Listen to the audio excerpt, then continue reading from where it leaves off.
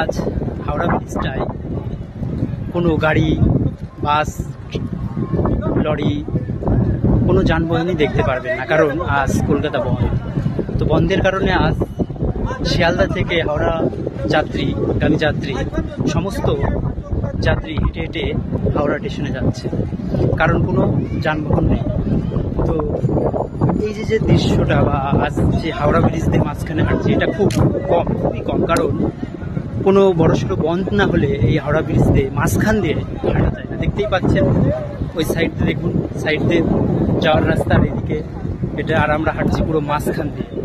এই মাঝখান দিয়ে কখনোই ফাঁকা পাওয়া যায় না, এতটা পরিমাণের যানবাহন থাকে। তো আজ বন্ধের কারণে আমরা হাওড়া ব্রিজের মাঝখান দিয়ে যাচ্ছি এবং সমস্ত জনগণ, সমস্ত লোক যাচ্ছেন, দেখতেই পাচ্ছেন।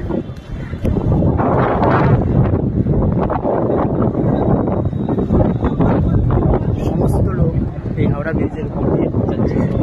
সত্যি বলতে হেঁটে আসলাম এই ব্রিজ থেকে, কোনো কষ্ট মনে হচ্ছে না, কারণ এই গঙ্গার সাইডের যে হাওয়া দিচ্ছে, হাওয়া একটা অন্যরকম ফিলিংস, অন্যরকম। এটা এখানে উপস্থিত না থাকলে বলে বোঝাতে পারবো। এই ডান দিক থেকে বা দিক থেকে এই নদীর যে হাওয়া আসছে, হাওয়ায় মন প্রাণ জুড়িয়ে যাচ্ছে।